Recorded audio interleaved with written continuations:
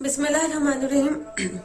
बच्चे हम लोग 9.5 एक्सरसाइज को डिस्कस आज करेंगे जिसका नाम है हमारे पास इंटीग्रेटिंग फैक्टर।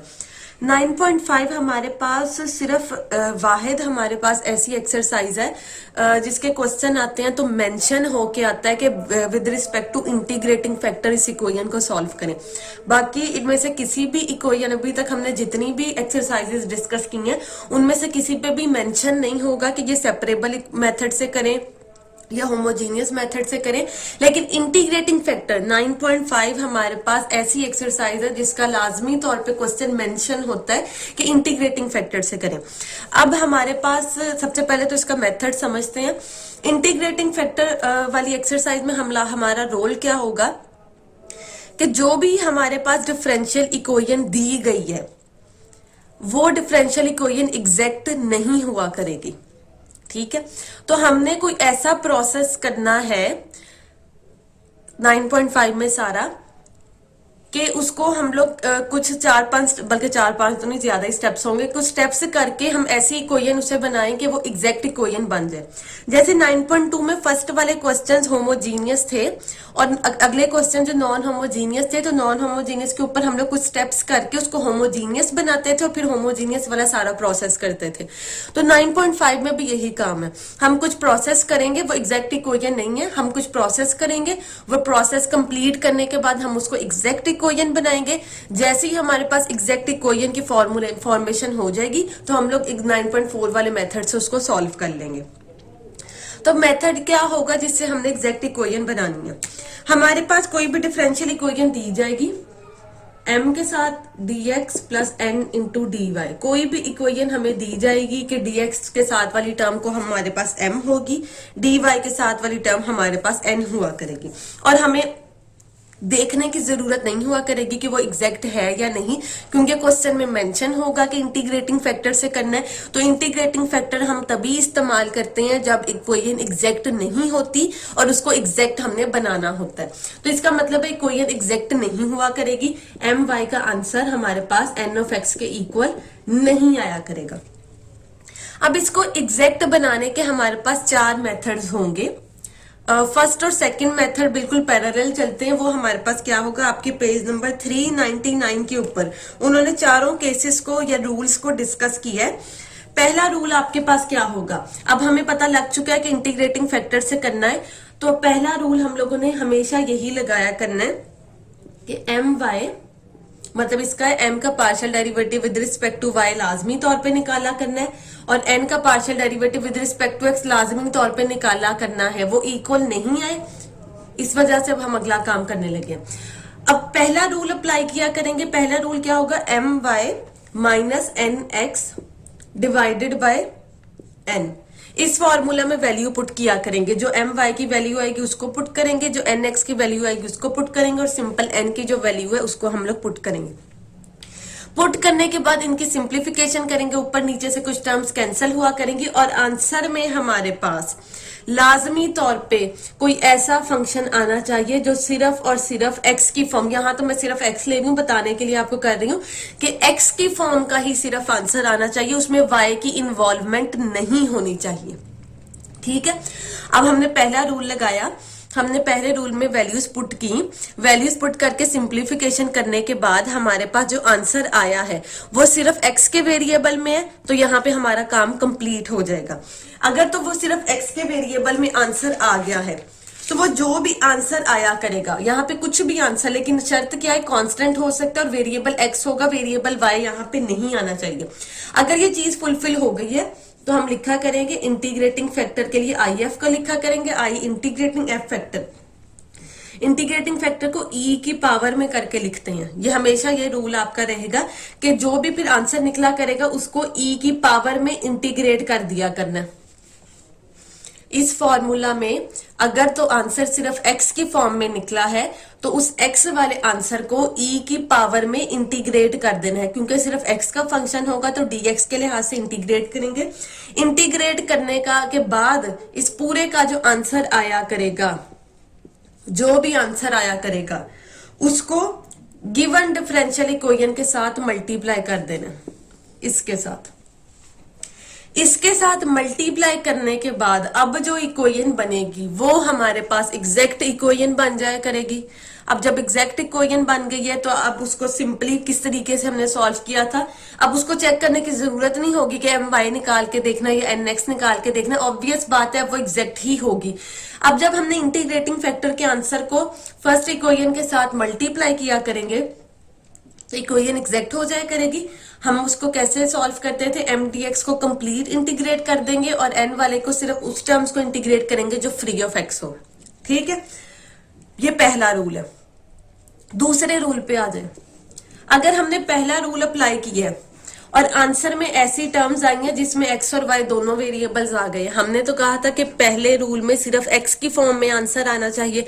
अब एक्स और वाई दोनों की फॉर्म में आंसर आ गया तो पहला रूल हमारे पास फेल हो गया, तो ये हमें कोई आंसर नहीं दे सकता। तो हम अगर एक्स की फॉर्म में आंसर नहीं आया तब हम लोग सेकंड रूल के ऊपर जाएंगे और सेकंड रूल में हमारे पास क्या है, पोजीशन चेंज हो जाएंगी, N X minus M Y over M. फिर हम सेकंड रूल वाला फॉर्मूला अप्लाई करेंगे। कब अप्लाई करेंगे, अगर फर्स्ट रूल में अप्लाई करने से आंसर एक्स की फॉर्म में नहीं आया, मिक्स फॉर्म में आ गया है या सिर्फ वाई की फॉर्म में आ गया है, तो तब हम सेकंड रूल की तरफ जाएंगे। अब सेकंड रूल में वैल्यूज अप्लाई करने के बाद आंसर हमेशा वाई की फॉर्म में ही आना चाहिए। फर्स्ट में अप्लाई करने से हमेशा एक्स की फॉर्म में आना चाहिए, सेकंड में अगर हम लोग जा रहे हैं तो हमेशा वाई की फॉर्म में आंसर आना चाहिए, इसमें कोई भी एक्स वाली टर्म इन्वॉल्व नहीं होनी चाहिए। अब अगर सेकंड में सिर्फ वाई वाली फॉर्म में आंसर आ गया तो हमारा यही आंसर होगा। अब इंटीग्रेटिंग फैक्टर कैसे निकालेंगे, जो भी आंसर निकला उसको ई की पावर में इंटीग्रेट कर देना। अब क्योंकि वाई की फॉर्म में है तो with respect to D Y answer कर देंगे।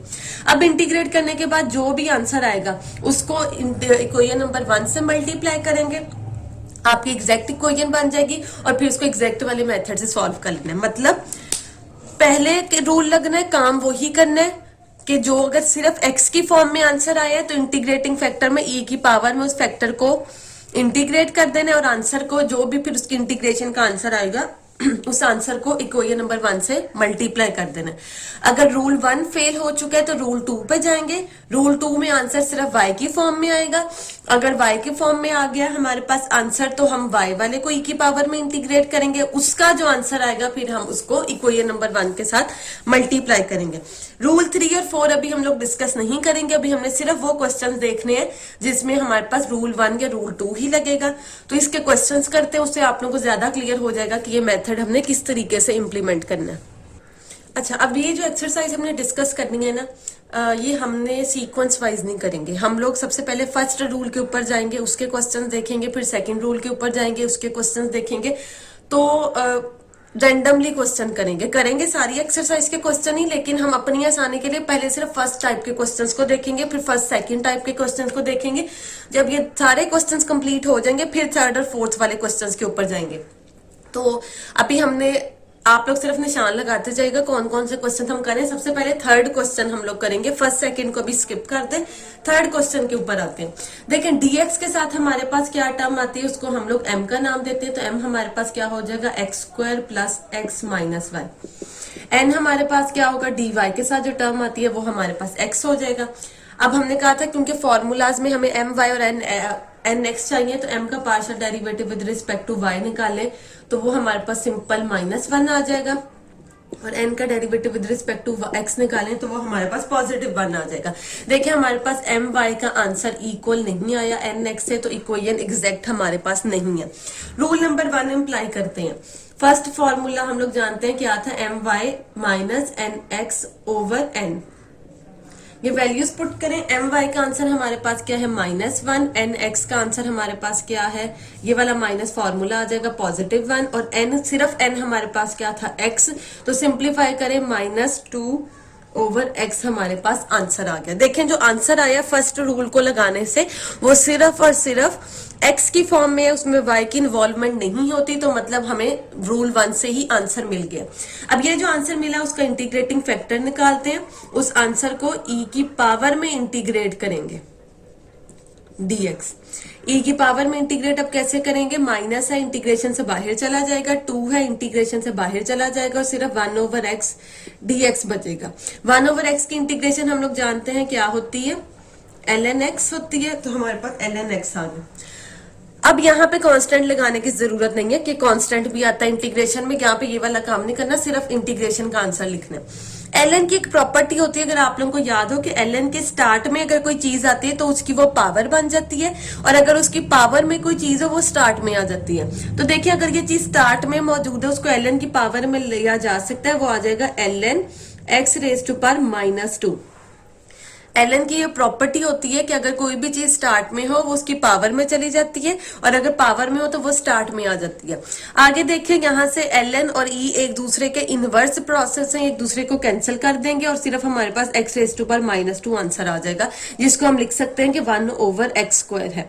हमेशा यही वाला काम किया करना है आप लोगों ने कि अगर ln वाली फॉर्म आ जाए तो उसके साथ कोई भी कोएफिशिएंट उसकी पावर में ले जाया करना है, ताकि ln और e आपस में कैंसिल हो जाए करें।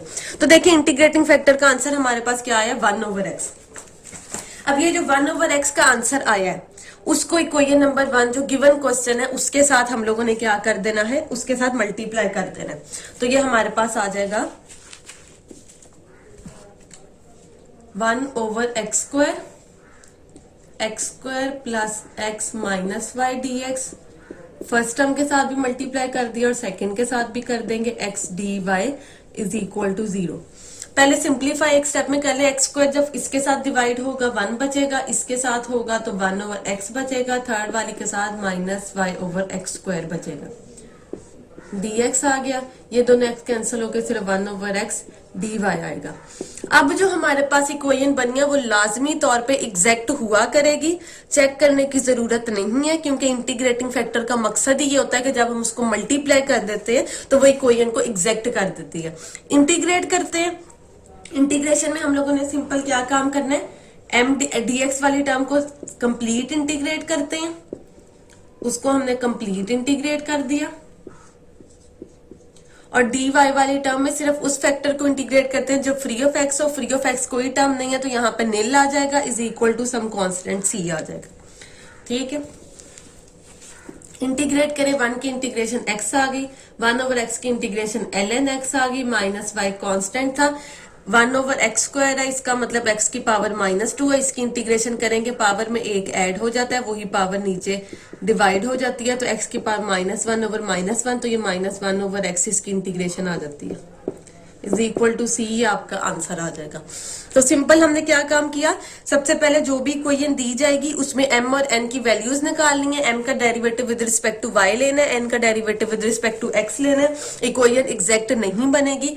फर्स्ट रूल अप्लाई करना है, फर्स्ट रूल अप्लाई करने से अगर आंसर सिर्फ x की फॉर्म में आ गया तो वो जो भी आंसर आया है उसको e की पावर में इंटीग्रेट करना है, पावर में इंटीग्रेशन करने के बाद अगर ln और e कैंसिल हो गए तो वेल एंड गुड, उनको कैंसिल करने के बाद जो भी आंसर आया करेगा उसको गिवन क्वेश्चन से मल्टीप्लाई करना है, वो मल्टीप्लाई करने के बाद एक स्टेप में सिंप्लीफिकेशन कर ले, उसके बाद अब जो ये इक्वेशन बनी है ये हमारे पास 100% एग्जैक्ट इक्वेशन हुआ करेगी। अब उस एग्जैक्ट इक्वेशन को आपने एग्जैक्ट वाले मेथड से सॉल्व करना है कि m dx को कंप्लीट इंटीग्रेट करते हैं और dy वाली टर्म में सिर्फ वो फैक्टर्स लेते हैं जो फ्री ऑफ x हो हमारे पास, सिंपली इंटीग्रेट कीजिएगा तो आपका आंसर आ जाएगा।